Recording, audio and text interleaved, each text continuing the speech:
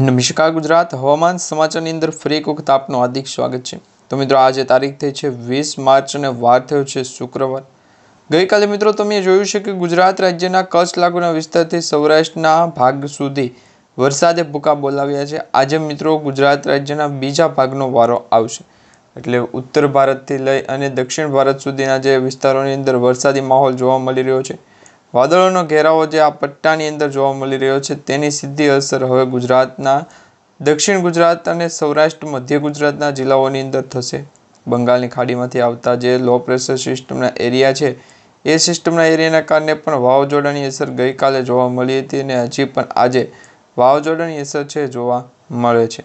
ગુજરાત રાજ્ય ઉપર ભારે ભયંકર ઉતાવળના કારણે વાતાવરણની પરિસ્થિતિને કોઈપણ પ્રકારનું નુકસાન ન થાય તે પ્રકારે વરસાદી સ્વરૂપનું ધારણ કરી અને આવનારા સમયની અંદર તમે ગુજરાત રાજ્યની અંદર ફરી એક વખત સમાચાર મેળવી જાઓ કે 2 થી 3 કલાક સુધી જો તમે હવામાન સમાચારના ફેરફારો જાણતા હોય તો આવનારા સમયની અંદર તમને ખ્યાલ પડી જવો જોઈએ કે ગુજરાત રાજ્યની અંદર આજે 20 તારીખ થઈ છે તો 20 માર્ચના રોજ કેવું વાતાવરણ રહેશે, કયા જિલ્લાઓ ઉપર વધારે પડતી અસર છે, ગરમીની રહેશે અને ચોમાસાની રહેશે। હાલ તો અત્યારે અમને ખ્યાલ છે કે ગુજરાત રાજ્યના દરિયાકાંઠાના વિસ્તારોમાંથી આવી અને લો પ્રેશરવાળી સિસ્ટમના કારણે જે હવામાન સમાચાર છે એની અંદર ફેરફાર થાય કે ન થાય, પરંતુ વાતાવરણની અંદર જે ગમગીન ઊભી થાય છે તેના ભાગરૂપે હવામાન સમાચાર દ્વારા સૌથી મોટો નિર્ણય લેવામાં આવી શકે છે। હજી તો ગુજરાતના દરિયાકાંઠાના જિલ્લાઓને દરેક વિસ્તારોની વાત ચાલતી હતી ત્યાં અરબ સાગરના દરિયાની અંદર ભેજનું પ્રમાણ વધારે પડતું છોતું હોય છે। આ બંને હવામાન સમાચાર જે છે એ ગુજરાત ઉપર આવે કે નહીં તેના ઉપર ખાસ કાળજી રાખવાની રહેશે।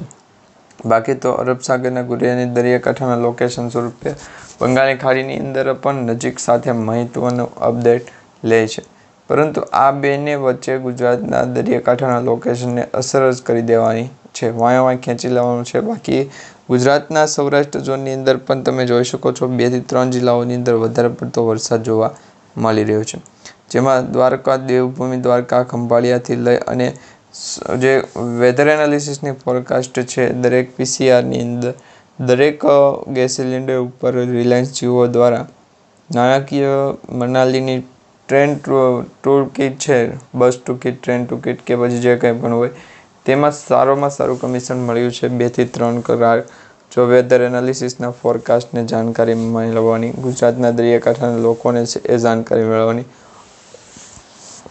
એ સાથે બંગાળની ખાડીની અંદર પણ નજીકના વિસ્તારોમાંથી જે લો પ્રેશર સિસ્ટમ બને છે તેના કારણે હવામાન સમાચાર છે આપણે ચોખ્ખું કરી દઈએ તો આ પ્રકારે તમને જણાવવાનું છે કે ગુજરાત નજીકના દરિયાકાંઠાના લોકેશન સ્વરૂપે અરબ સાગરના દરિયાની અંદર વેધર એનાલિસિસની માહિતી છે। ઘણા લોકો છે વાસણ તો સામાન છે, ટંડન વાસણ છે, પરંતુ બંગાળની ખાડીની અંદર પણ વરસાદી માહોલ છે જોવા મળી રહ્યો છે। અત્યારે તમે જોઈ શકો છો મિત્રો આ જે છે એ અરબ સાગર છે, આ છે બંગાળની ખાડી અને આ ઉત્તર ભારતનો ભાગ। ઉત્તર ભારતની અંદર અત્યારે વેસ્ટર્ન ડિસ્ટર્બન્સની અસર છે અને આવું હોય વેસ્ટર્ન ડિસ્ટર્બન્સની અસર તો ગુજરાત રાજ્યની અંદર તો હવામાન સમાચાર એવું બદલાનું છે કે આજે 20 માર્ચ થઈ છે, આજે વહેલી સવારથી લઈ અને બપોર સુધીમાં વાતાવરણ બદલાશે, ત્યાર પછી બપોરથી સાંજ સુધીની અંદર હવામાન છે એવો ફેરફાર કોઈ પાસે નહીં હોય, કારણ ગુજરાતના દરિયાકાંઠાનું લોકેશન બંગાળની ખાડી આવતી નજીક 2 થી 3 કલાક સુધી જો હવામાન સમાચાર ફેરફાર કર્યા કરે આવનારા સમય સુધી તેમને કોઈપણ કાળની પ્રગતિ છે થશે નહીં। આ પ્રકારે ગુજરાતના દરિયાકાંઠાના લોકોને છે જણાવ્યું છે માહિતી સ્વરૂપે અરબ સાગર બંગાળની ખાડીને વર્તવું જોઈએ નહીં। વેધર એનાલિસિસની ફોરકાસ્ટ જાણકારી દ્વારા 2 થી 3 કલાક માટે હવામાન સમાચાર નથી, પાછા ગુજરાતના દરિયાકાંઠાના લોકેશન છે એમને આપણે જણાવી દઈએ, પરંતુ અત્યારે તમે મેપની અંદર જોઈ શકો છો કે આ ઉત્તર ભારત અને ઉત્તર ગુજરાતના જે 3 થી 5 જિલ્લાઓ છે તે વેધર એનાલિસિસની ફોરકાસ્ટ માહિતીની આધાર આપશે, અપડેટ કરાવવા પણ જવું પડશે। તો ગુજરાતના દરિયાકાંઠાના લોકોને ફરી એક વખત માવઠું અને અસરને ઘા વાગે, પરંતુ ગુજરાતના દરિયાકાંઠાના લોકેશન અરબ સાગરના દરિયાની અંદર સાચી પણ માહિતીની યાદગાર ટીમો સાચવજો।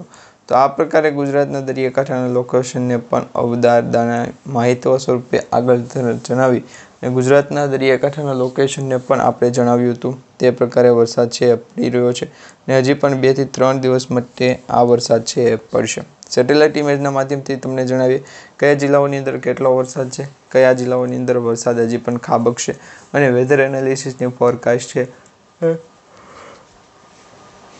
ગુજરાતના જે સમાચાર છે એ દરેક વિસ્તારો માટે જણાવે તો પંજાબ નેશનલ બેંકના માધ્યમથી તો તમને મોંઘી પડે છે અને એ બેંક કોઈને આપતી નથી. તમારા એટીએમની અંદર ફાસ્ટ ટ્રાન્ઝેક્શન હોય તો.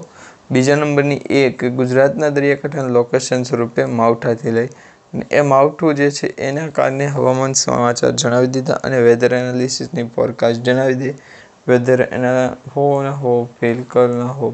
તો આ પ્રકારે ગુજરાતના ઉત્તર ભારત તરફથી પૂર્વ ભારતના પશ્ચિમી પર્વતીય હારમાળા જે નામ આપવામાં આવ્યું છે એ હારમાળાના ભાગરૂપે પણ ગુજરાતના દરિયાકાંઠાના લોકેશનને વધારે આપણે સૌપ્રથમ મિત્રો તમને આ મેપ દર્શાવવાનો છે. આજે 20 માર્ચનો મેપ છે. તેમાં 6 થી 7 જિલ્લાઓ એવા છે કે ત્યાં ઠંડા પવન સાથે સતત અમૃત છે એ જોતા લેવી.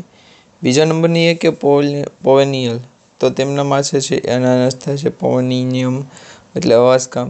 તો અવાસકામને કારણે ગુજરાતના દરિયાકાંઠાનું લોકેશન છે કે નહીં એ જાણવું જરૂરી છે.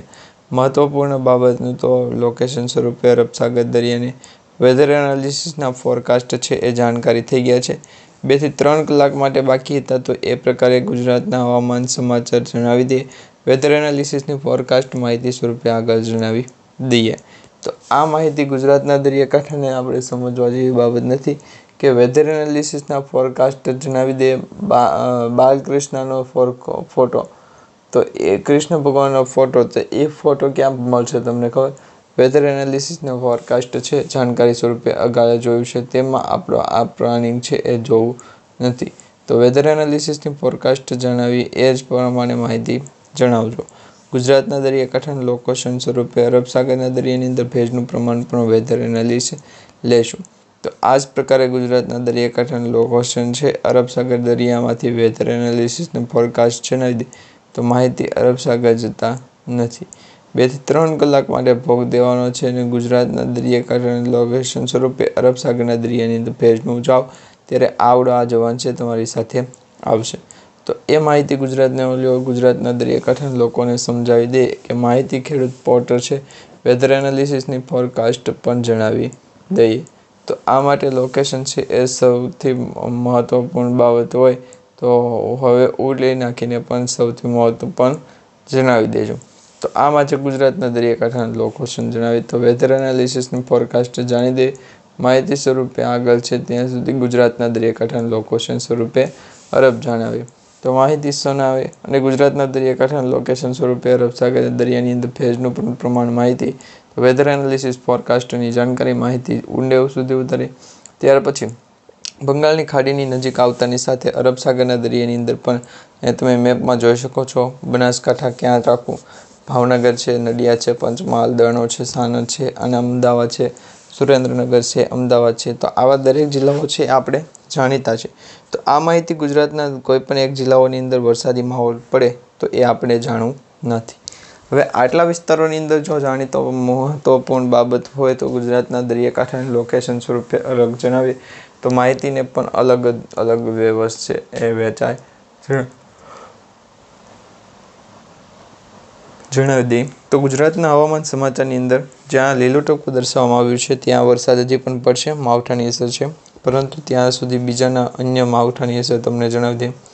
રેડ કલરનું જે ઝોન દર્શાવવામાં આવી રહ્યું છે લેગસી ઝોન છે. વેધર એનાલિસિસની ફોરકાસ્ટની માહિતી અરબ સાગરના દરિયાની અંદર ભેજનું પ્રમાણ પણ વધારે પડતું અસર છે જણાવી દઈશું.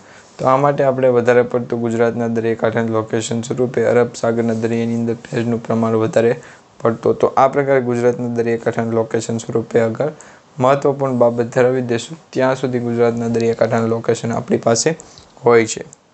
તો એ જ પ્રકારે તમે જોઈ શકો છો ગુજરાતના 6 થી 7 જિલ્લાઓને રેડ એલર્ટ દર્શાવવામાં આવી રહ્યા છે. જેમાં અત્યારે કચ્છ છે, ગાંધીનગર છે તેમજ મુદ્રા છે. આ સાથે બંગાળની ખાડીની નજીક આવેલ લોકેશન સ્વરૂપે છે એમનું છે.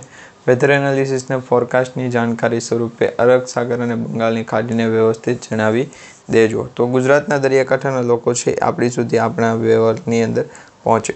તો અહીંયા તમે લોકેશન સ્વરૂપે આગળ જણાવો છો કે દેશ દુનિયાની અંદર વેધર એનાલિસિસ ફોરકાસ્ટ જણાવી દઉં. તો આ માટે ગુજરાતના દરિયાકાંઠાનું લોકેશન છે વ્યવસ્થિત ચડાવી દો અને બંગાળની ખાડીની અંદર પણ જણાવી દેજો કે ગુજરાતના દરિયાકાંઠાના લોકેશનને આવનારી જે વ્યવસ્થિત છે એ સ્થાપનાની અંદર કોઈ ફેરફાર થશે કે નહીં અને હવામાન સમાચારની અંદર કોઈ પણ મહત્વપૂર્ણ બાબત જણાશે કે નહીં. વેધર એનાલિસિસ ફોરકાસ્ટ જણાવી દે તો વેધર એનાલિસિસને આપણે શું કરવું, તો આ દરેક સમાચાર અને દરેક માહિતી આવતા કાલની વિડીયોની અંદર સફેદી જાણી લઈશું.